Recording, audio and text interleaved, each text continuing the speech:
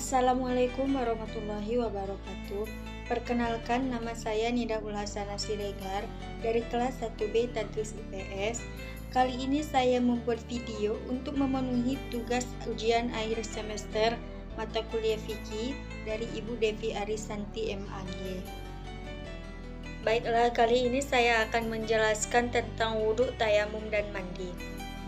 Wudhu menurut bahasa artinya bersih dan indah, sedang menurut syara artinya membersihkan anggota wudhu untuk menghilangkan hadas kecil. Orang yang hendak melaksanakan sholat wajib lebih dahulu berwudhu, karena wudhu adalah menjadi syarat sahnya sholat. Kedua, fardu wudhu. Fardunya wudhu ada 6. Yang pertama, niat. Hendaknya berniat atau menyengaja menghilangkan hadas atau menyengaja berwudhu ketika membasuh muka. Lafal niat wudhu yaitu nawaitul wudhu'a li raf'il hadasil asghari fardhon lillahi ta'ala, yang artinya aku berniat berwudhu untuk menghilangkan hadas kecil fardu karena Allah Ta'ala. 2. Membasuh muka. Membasuh seluruh muka atau mulai dari tumbuhnya rambut kepala bagian atas hingga bagian bawah dagu, dan dari telinga kanan hingga telinga kiri.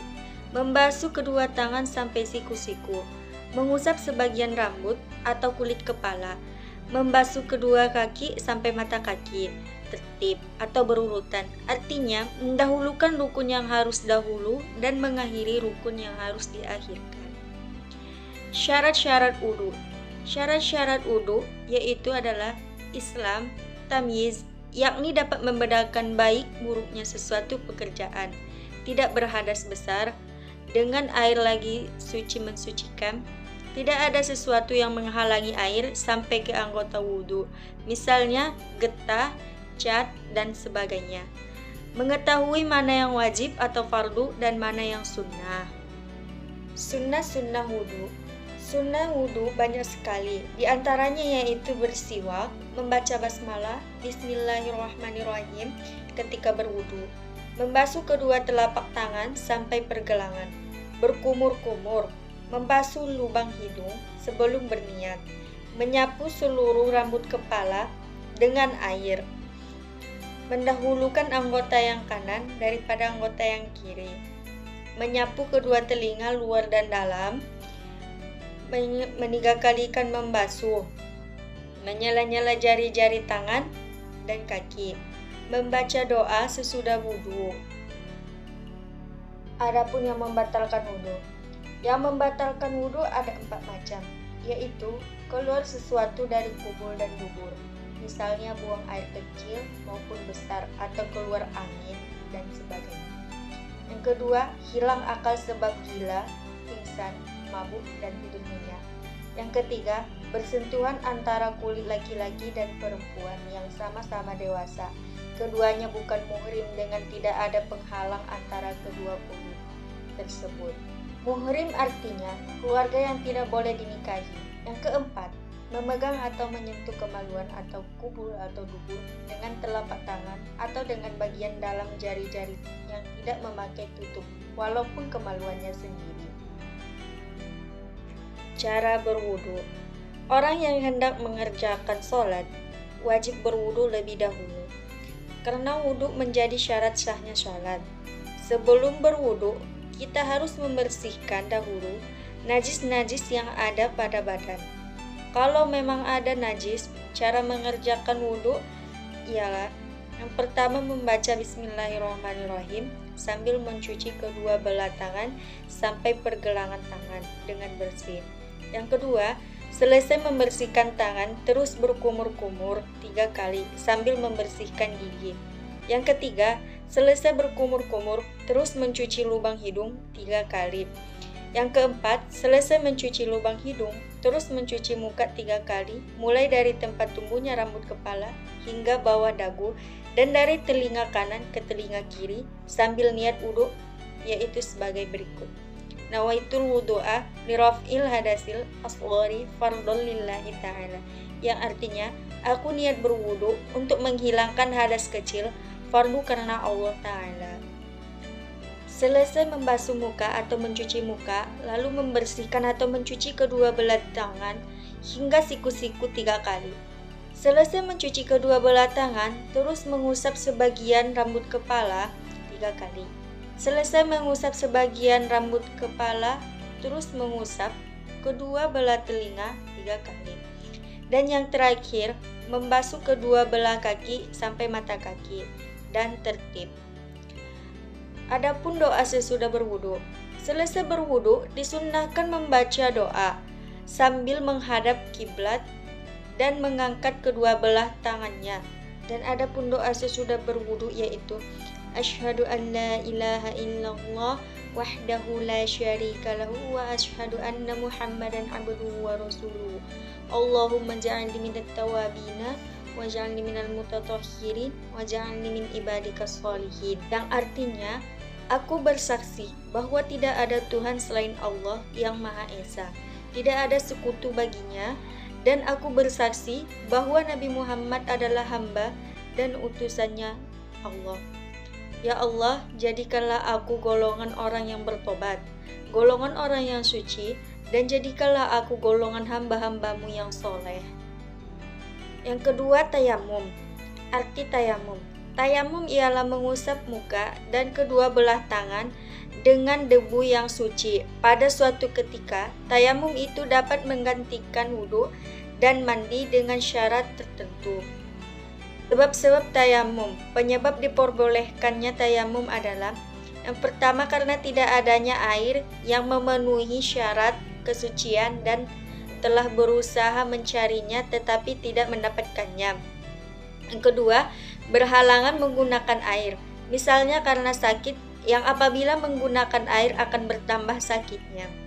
Dan yang ketiga, adanya air diperlukan untuk yang lebih penting.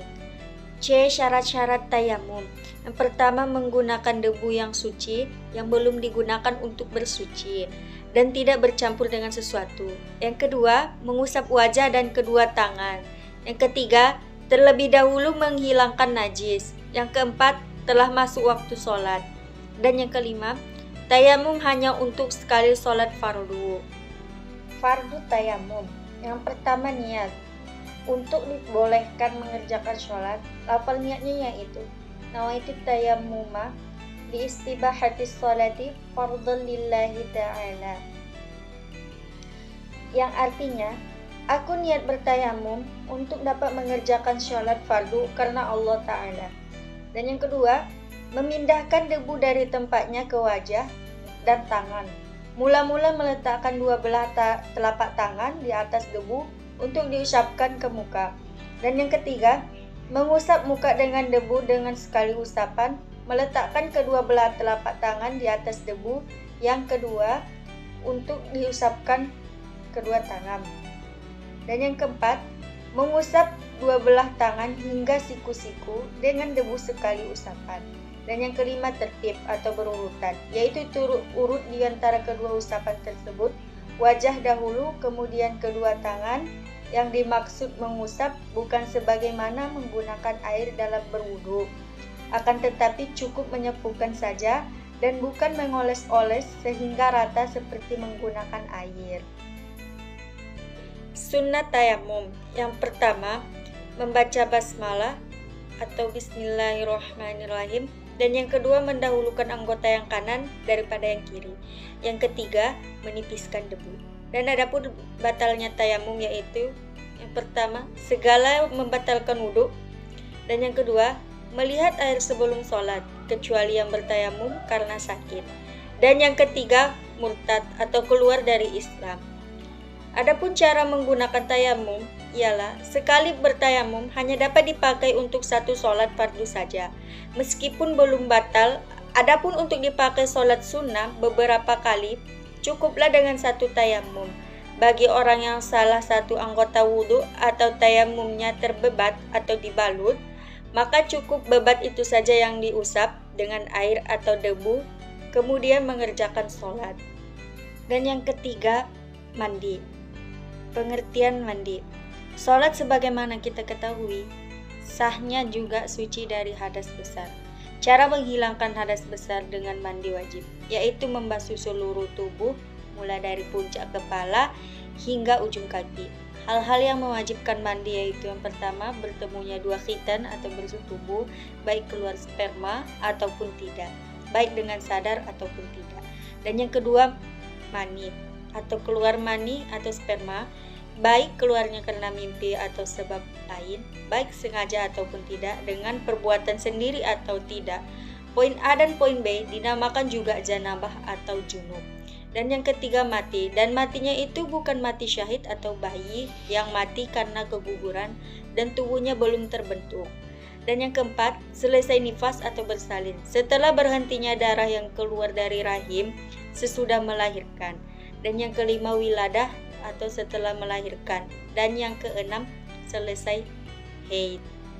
Adapun fardu mandi, yang pertama itu niat, bersamaan dengan mula-mula menyiram tubuh. Lafal niat yaitu nawaitul ghusla bi raf'il hadasil akbari fardhan lillahi ta'ala, yang artinya sengaja aku mandi untuk menghilangkan hadas besar dari tubuhku karena Allah Ta'ala.